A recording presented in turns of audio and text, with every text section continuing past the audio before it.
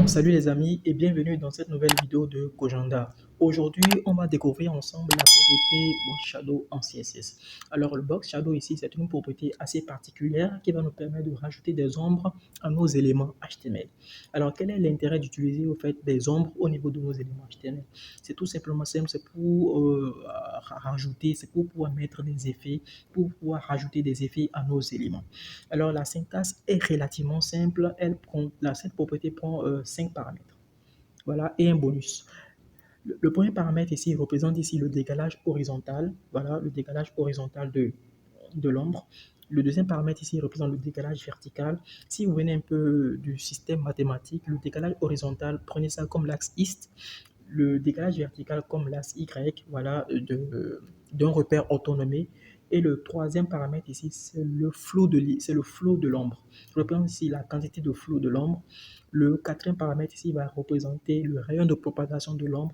Et le cinquième paramètre, comme vous pouvez l'imaginer, c'est tout simplement la couleur. Alors le bonus dont je parlais ici représente tout simplement ici le inset. Le inset ici, c'est alors, le drapeau inset ici, c'est pour définir une ombre intérieure. Voilà, une ombre intérieure. Comme vous pouvez le voir dans cet exemple ici, nous avons l'ombre est à l'intérieur de la box. Donc, si on enlève le inset, c'est tout simplement à l'extérieur de la boîte. Alors, sans plus tarder, ici, on va rentrer un peu dans la pratique, dans le code, pour voir déjà comment cela fonctionne en réalité. Et après, on va voir quelques exemples d'utilisation ici des box, des ombres. Donc ici, j'ai créé ici un dossier, voilà, Shadow. Nous avons ici un fichier index.html, un fichier ici CSS, voilà, et voilà, une image. Voilà, ça va nous servir beaucoup plus tard. Voilà, une image. Ça va nous servir plus tard. Donc ici, on va tout simplement créer ici une balise mail. Voilà, à l'intérieur de cette balise mail, on va créer ici une div carte. Voilà. Pour l'instant, c'est bon.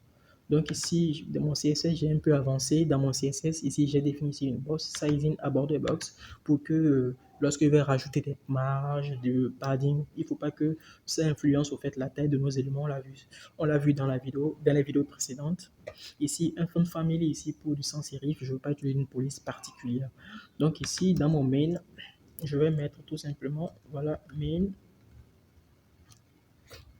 Ici, une largeur de 100%. Voilà, une largeur de 100%. Et ici, dans mon cadre, ici, je vais définir ici une marge de 0 pixel, mais auto. Voilà, je veux que ça soit auto. Donc ici, j'ai lancé ici live server. Tac, tac, tac. Je viens ici. Pour l'instant, on n'a rien. Donc, dans ma carte, je vais rajouter ici une hauteur de 400 pixels. Ici, une largeur. Ici, voilà, de aussi 400 pixels. Voilà, histoire d'avoir un carré. Et ici, ici, tech. Ici, je vais rajouter une bordure pour que vous puissiez voir un peu. Voilà, une bordure de 1 pixel, solide, black. Histoire de voir un peu le contour de notre boîte, puisque actuellement, elle a un fond blanc. Voilà. Voilà un peu notre boîte. Donc, on va essayer de rajouter ici des ombres par rapport à ça. Donc, je disais que la propriété Box Shadow prend plusieurs paramètres. Voilà. Voilà. Bon, je peux rajouter un arrondi, histoire de faire un peu joli, un arrondi de 5 pixels. Voilà. Histoire de faire joli. Donc ici, pour pouvoir utiliser les ombres au niveau de cet élément-là, il faut mettre ici boss-shadow. Voilà, elle prend plusieurs paramètres. Le premier paramètre ici va représenter ici le décalage horizontal au fait de l'ombre. Donc si je mettrais par exemple ici une valeur assez grande pour que vous puissiez voir un peu, 12 pixels. Voilà, le décalage horizontal, maintenant le décalage vertical de 20 pixels. Ici, la quantité de l'ombre, voilà la quantité d'ombre, je mettrai par 5 pixels. Ça va représenter la quantité d'ombre. Et ici, le rayon de propagation, je mets 0 pour l'instant. Et la couleur, je mets black, histoire de voir un peu de quoi il en retourne. Donc ici, tac, tac, tac. Vous allez remarquer ici, bon, je rajoute un peu, je rajoute ici voilà, le décalage horizontal, je mets 60 pixels par exemple. Vous voyez, c'est de 60 pixels, voilà, décalage horizontal est de 60 pixels. Le décalage vertical, tout simplement, est de 20 pixels. On peut utiliser ici des valeurs négatives. Voilà. En utilisant ici les valeurs négatives, nous sommes de l'autre côté de notre repère autonomie. Voilà. Et ici, lorsque je mets ici une valeur négative également, nous sommes de l'autre côté de notre repère autonomie. Voilà. Voilà, c'est si simple que ça. Donc ici, je vais retirer ces valeurs-là. Voilà. Ici, l'avant-dernière valeur, ici, qui est le rayon de propagation de l'ombre, ça va de, lorsque je mettrai par exemple 10 pixels, notre ombre sera amplifiée de 10 pixels. Voilà. Il y aura une amplification. Voilà. Donc, pour faire court ici, lorsque je fais ici un commentaire, voilà. Ici, la première valeur, ici, va représenter le décalage. Décalage horizontal, horizontal. La deuxième valeur ici, le décalage. Excusez-moi si j'écris mal, décalage vertical. Voilà, un décalage vertical. La troisième valeur ici va définir ici la quantité d'ombre. La quantité d'ombre. Voilà. La quatrième valeur ici va définir le rayon de propagation. Le rayon de propagation. Propagation. Et la dernière valeur ici, la couleur. Donc, toutes ces informations, je ne les ai pas inventées. Elles se trouvent sur la documentation. Donc, ici, je suis sur MDN. Lorsque vous venez en bas ici, vous avez accès à toutes ces informations-là. La couleur, ici, le rayon de propagation, ici, la quantité d'ombre. Voilà, le décalage vertical horizontal. Donc, n'hésitez pas à aller sur la documentation pour beaucoup plus d'informations. Voilà. Et ici, je suis allé sur un article ici qui est le CSS-TIC où il y a pas mal d'astuces, pas mal de résumés sur quelques propriétés CSS. Donc, n'hésitez pas à aller sur cet article-là. De toute façon, les liens seront disponibles en description pour pouvoir en savoir encore plus sur les ombres.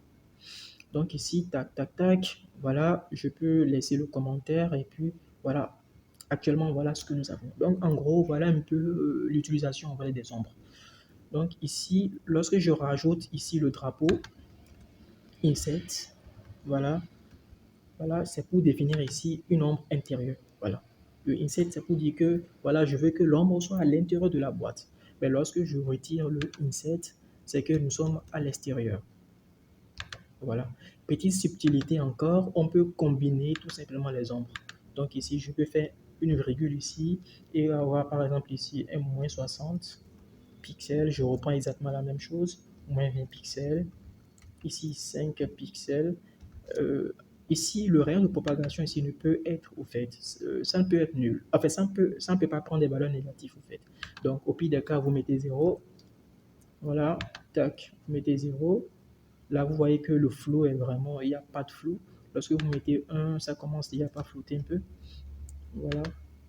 Lorsque vous rajoutez une valeur supérieure, par exemple 10, voilà, c'est un peu plus flou. Vous voyez, c'est le flou de l'ombre.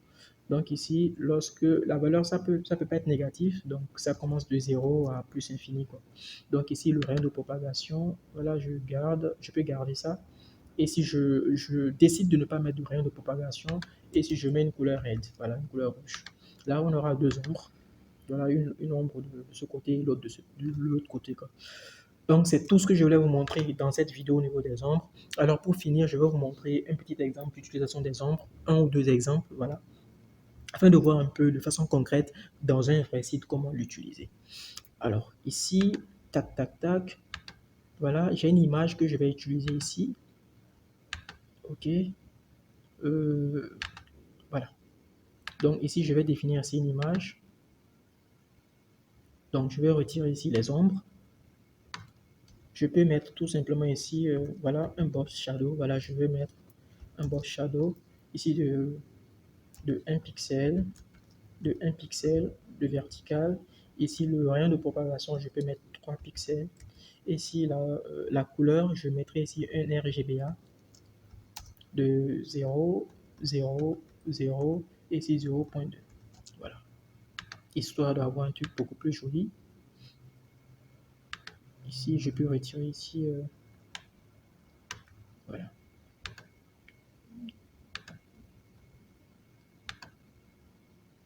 Voilà, là, c'est pas trop tip top, mais bon, je peux rajouter ici bon, un 5. Ok, voilà. Voilà ceci. Voilà, ça, on appelle ça une carte, en fait. En CSS, on appelle ça une carte. Voilà, ça, c'est une petite carte. Donc, à l'intérieur de cette carte, on va mettre une image. C'est très connu. Voilà, c'est pour pouvoir, voilà, ouais, sur les sites d'e-commerce, dans les cartes où il y a des affiches de produits, des trucs comme ça. Donc, on va essayer de faire la même chose, quoi. Donc, ici, je vais mettre ici un background image. Ici, l'URL de notre image. Ici, je vais mettre tout simplement ici voilà, le vampire. Vampire.jpg. JPG, voilà. Vampire.jpg. Voilà, pour l'instant c'est dégueulasse. Ici, je vais mettre ici un background position, background size. Voilà, il faut que la taille soit. Ici, je mettrai ici une cover pour dire que je veux qu'il prenne tout l'espace disponible. Voilà, je mets ici un cover. Vous voyez déjà, c'est beaucoup plus joli. Et ici, on va profiter ici pour utiliser les positions. Voilà, les positions qu'on a vues dans la vidéo précédente. Ici, je mettrai ici une span. Dans cette span, je mettrai par exemple ici new. OK? Donc ici, je vais lui donner ici une classe. Une classe ici par exemple, info. Voilà, pour être original, info. Ou bien, je sais pas, bon, info. Donc ici, je reviens ici, je mets ici info.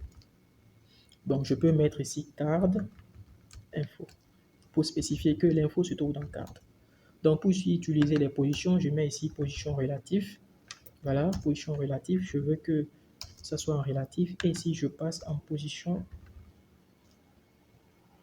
absolue. Voilà, position absolue, ça va sortir du flux. Donc, ici, j'aurai une couleur. Je mets ici point virgule. Ici, j'aurai une couleur white. Voilà, je veux une couleur blanche. Et ici, je veux une couleur de fond BG. Une couleur de fond de red. Voilà. Donc déjà, voilà à quoi ça va ressembler. Donc moi, je veux que ça soit ici, quelque part ici.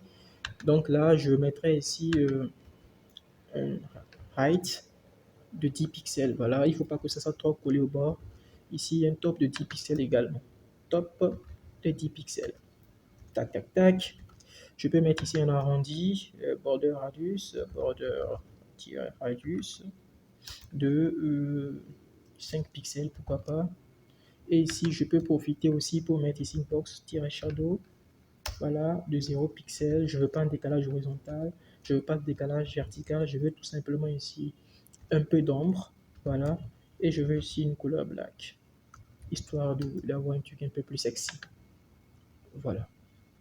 Donc ici, il reste à rajouter un peu de padding pour que le tout soit joli. Un padding ici de 5 pixels pour le haut et ici 12 peut-être pour le côté. Voilà. Voilà les amis, je peux arrondir encore un peu. Ici, je peux mettre un truc de 10 pixels, histoire d'avoir un truc beaucoup plus... voilà. Donc, vous voyez, c'est très simple l'utilisation ici des ombres. Donc, on peut faire aussi d'autres exemples. Hein, d'autres exemples, je peux créer ici un bouton. Ici, un bouton. Voilà, je mets ici classe BTN. Et ici, je mettrai ici un click me, un mot, click me. Hop, click me, point d'interrogation. Donc ici, dans le bouton, je peux ici mettre .btn. Je mets ici une couleur de fond bleu. Je ne veux pas hésiter pour la couleur. Je vais choisir une couleur classique. Il faut aller vite. Je ne veux pas que la vidéo soit longue non plus. Ici, je mettrai un padding voilà, de 8 pixels et puis un truc de 15 pixels sur les côtés. Je mettrai ici un radius, border radius de 8 pixels. 8 pixels c'est trop, je mettrai un 5 pixels. Ici, je mettrai ici une bordure, color. Pourquoi, au fait, je peux retirer ça d'abord pour vous expliquer. Voilà. Ici, tant que vous voyez pas défaut, ici, il y a une bordure là, c'est une couleur dégueulasse. Bon, ici, moi, je veux que ça soit ici, border-color, ça soit du bleu également, que ça fonde dans le décor. Vous voyez, lorsque je mets du bleu ici, tac, tac, tac, vous voyez, ça fond dans le décor. Je vais changer ici le test transform. test transform. Ouais, le CSS, c'est un peu comme la cuisine, quoi. Quand vous connaissez la recette, vous ajoutez juste les ingrédients et ça donne un truc assez cool. Donc ici, je mets ici uppercase. Voilà, j'ai tellement créé de boutons, je sais à peu près les outils qu'il faut utiliser pour pouvoir créer un bouton. Ici, je mets ici color. Tiens, ouais. Donc, les amis, c'est un truc qu'il faut faire tous les jours, qu'il faut pratiquer, pratiquer, pratiquer. Donc, avec les ombres, on a vu qu'il y a plusieurs propriétés. Donc, n'hésitez pas à vous amuser avec, histoire de vous perfectionner. Donc, ici, on a ceci. Donc, on peut rajouter des ombres à n'importe quelle boîte. Ici, on peut mettre ici un box-shadow. Ici, on va rajouter ici un truc, par exemple, de 2 pixels sur le X, 2 pixels, bon, 2 pixels également. 2 pixels également, rayon de propagation de l'ombre, un truc pas trop flou, et ici la couleur black, voilà, couleur black. Voilà, histoire d'avoir un truc voilà, un peu plus sexy. Donc les amis, c'est tout ce que je voulais vous montrer dans cette vidéo. J'espère qu'elle vous a plu. Moi, ça a été un plaisir pour moi de vous faire cette vidéo.